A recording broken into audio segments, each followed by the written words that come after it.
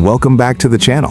And if you have ever wondered why some people seem to achieve everything they set their mind to, while others stay stuck no matter how hard they try, then this is the one video you need to watch all the way to the end, because what we are about to uncover will completely change the way you think about success.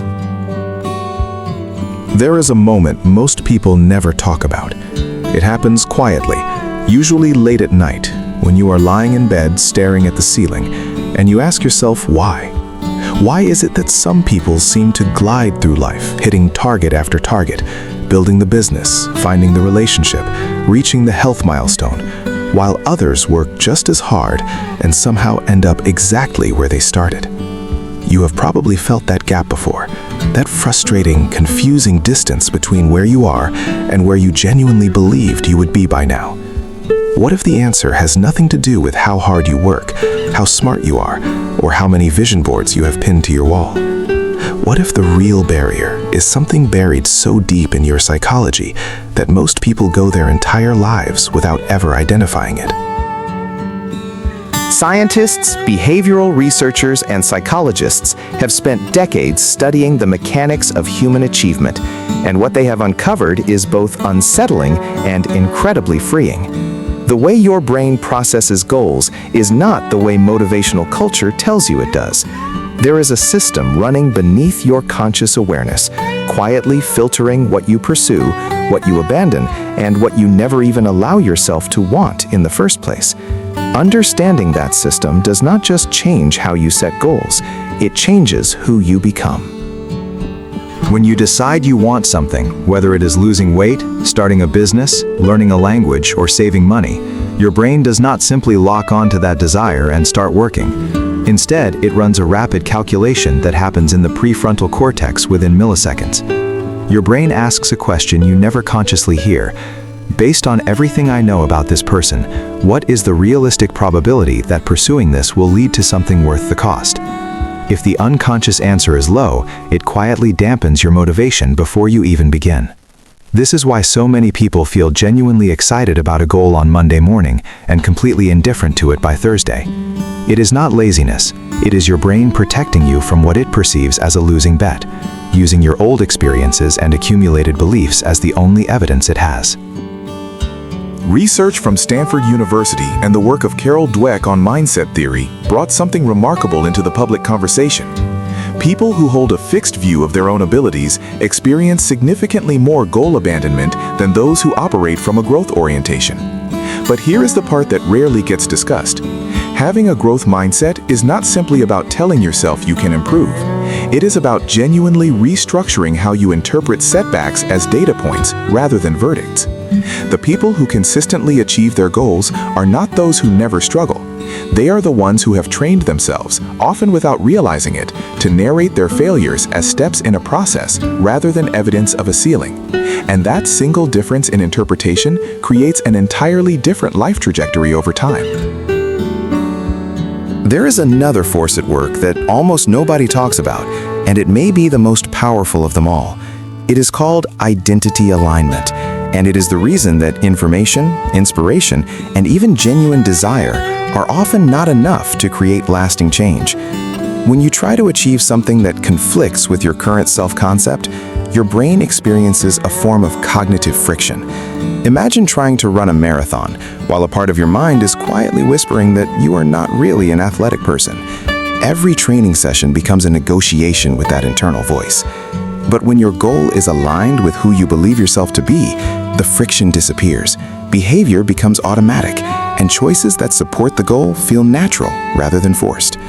The extraordinary achievers in any field are not just goal setters, they are identity architects who have quietly rebuilt the story of who they are until it matches the life they are trying to create.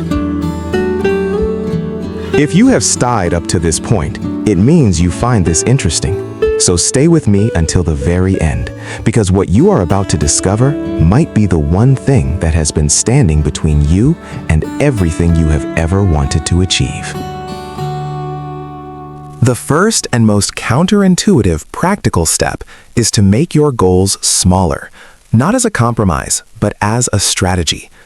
Behavioral science consistently shows that the human brain responds to progress more powerfully than it responds to ambition. When you complete a small goal, your brain releases dopamine, the neurochemical associated with reward and pleasure. And that release is not just a good feeling. It is a signal to your prediction system that pursuing goals leads to wins, which makes the next attempt easier, more energized, and more likely to be sustained. This is the compounding principle applied to motivation, and it is why people who build consistent daily habits, no matter how small, tend to achieve dramatically more over a 5-year period than those who pursue massive bursts of effort followed by long periods of inaction. There is a powerful concept studied in motivational psychology known as implementation intention, and it closes one of the most common gaps between wanting something and actually doing it. Most people set outcome goals, saying things like, "I want to be healthier," or "I want to save more money." But these are destinations without maps. Research from psychologist Peter Goalsetting showed that people who specified not just what they wanted to achieve, but when, where, and how they would take action were significantly more likely to follow through. This matters because willpower is a finite resource, and by the time evening arrives, after a full day of decisions and demands, most people have very little deliberate self-control left. Goals embedded in specific routines and scheduled actions require almost no willpower at all because the decision has already been made in advance. Accountability is another factor that research has confirmed is far more powerful than most people give it credit for. A study from the Dominican University of California found that people who wrote down their goals and shared them with a friend were significantly more likely to achieve them than those who simply thought about their goals privately. But accountability is more nuanced than simply telling someone what you want to do. The most effective form involves regular check-ins, honest reporting of both progress and setbacks, and a relationship built on encouragement rather than judgment. When you know that someone you respect is going to ask how things are going and responds to your honest answer with support rather than criticism, you have created one of the most powerful achievement environments that behavioral science knows how to produce. Visualization is perhaps the most misunderstood tool in the entire conversation about achieving goals. Popular culture has framed it as simply imagining the outcome, as if the image itself will pull the reality toward you. But research tells a much more precise story. Psychologist Gabriele Oettingen found that people who only visualized positive outcomes actually performed worse than those who did not visualize at all, because the brain responded to the pleasant imagery as if the goal had already been partially achieved.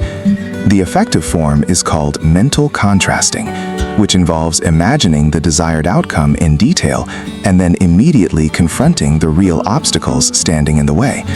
This contrast activates a state in which the brain simultaneously wants the outcome and recognizes that effort is required, producing motivation that is grounded rather than wishful.